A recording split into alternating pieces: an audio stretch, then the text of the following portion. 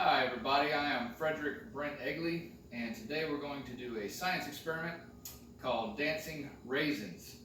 Now the experiment has to do with density and whether or not the carbon dioxide bubbles in club soda will change the density of a solid object.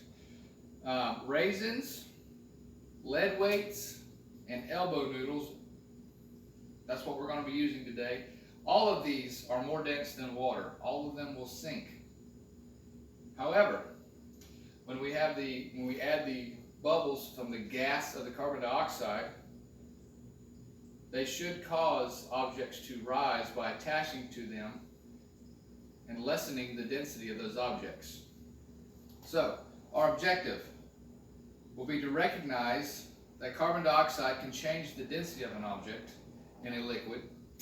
And I hypothesize that the carbon dioxide in the club soda will cause different objects to float. In this case, I believe it'll be the raisins. So we've gone over density, we've gone over experiment. And one other thing we're going to do is add as a variable, we're going to add canola oil instead of the club soda. Canola oil is a more dense liquid than water. So when we're talking about liquids, and density, we're going to say the word viscosity.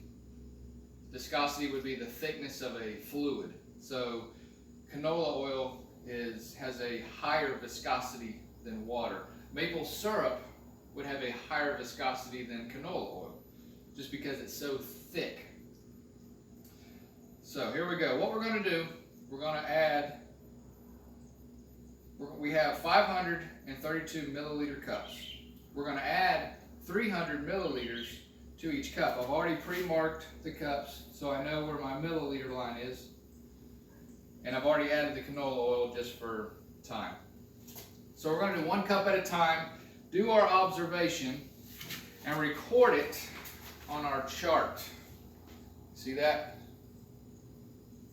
And we're just going to record under each one, float, sink, or we could put suspend. Suspension would be if it stayed in the middle. It didn't go all the way up to the top and then go to the bottom. It kind of stayed in the middle, kind of stuck where it needed to be, right in the center.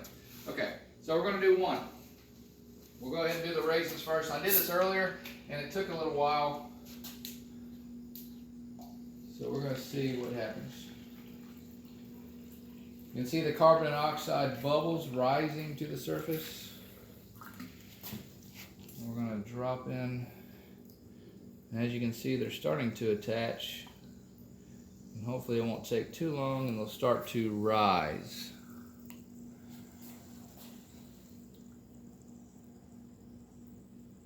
Oh, there goes 1. Did you catch that? Mm-hmm. Good. There it goes down. You can see all the bubbles attaching to the raisins. That's causing them to be less dense now than the water. Moving them around. There it goes again. Excellent. Okay. Now as you can see, it is causing the more dense raisin, which sank at first.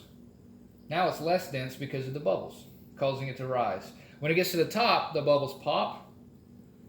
It comes heavier again and sinks back to the bottom. Now we're going to try it with lead weights. Now these lead weights are very dense. It's a very dense material, a metal. And we'll see if that has any effect. We have 5 of each. So here's the lead weights. 1, 2, you can see how fast they sink. And we'll observe for about 20 seconds. And I don't know about this one. Those are pretty heavy.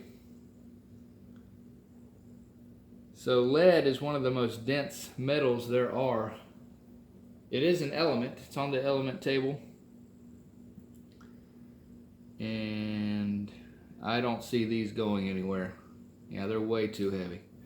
Even with the carbonation bubbles attaching to them, they're just not going to be able to lift it up. Okay, so our last one, we're going to have to open a new bottle here. We're going to put in elbow noodles. Now these are much less dense than the lead weights, much lighter. There's our 300 mils, and we'll drop these in and see if anything happens. Oh, that one wanted to go up. Looks like these are going up.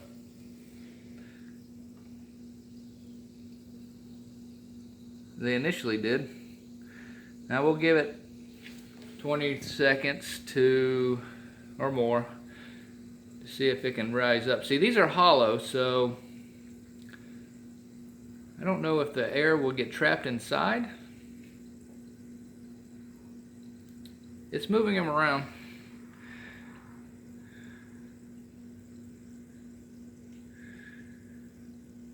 I really thought that these would go back up and down, but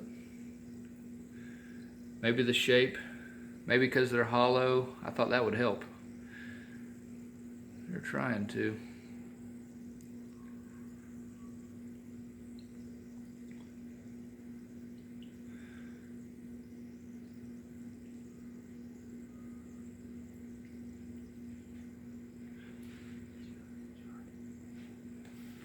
So, looks like they did not want to move. So what we're going to do, and what I meant to do, was record each one after each experiment, but we can remember how to do it. The raisins in the club soda, they were floating. They were able to float. The lead weights, which we did second, they sink. They wouldn't do anything. And the elbow noodles, initially they did want to try, but all in all they did sink. The carbon dioxide wouldn't pick them back up, so we're going to put sink. Now, for our last one, our variable, we're going to do the we're going to do the canola oil. So first, I'll drop in. I don't know what this is going to happen. We're going to drop in a raisin. Sink. That one took longer. And then the lead weight. Wow, that one went straight down. Okay, so I really thought the elbow noodle was going to float. I was wrong about that. So, even though the canola oil is a higher viscosity, it couldn't hold them up. So those objects are still more dense than the canola oil. So as far as my hypothesis goes, well, actually I can record that again. My canola oil, they all were sinking. All sink. I thought I would have a suspension even on that one, but did not.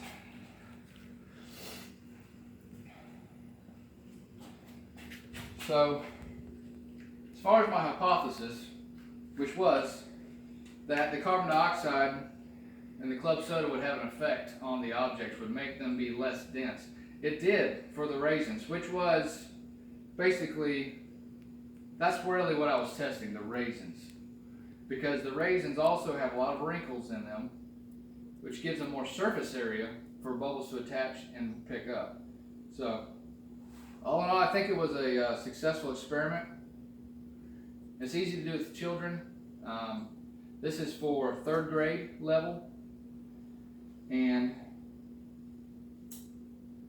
actually, when I clean this up, I want to have my children come and see if they can see the raisins going up and down.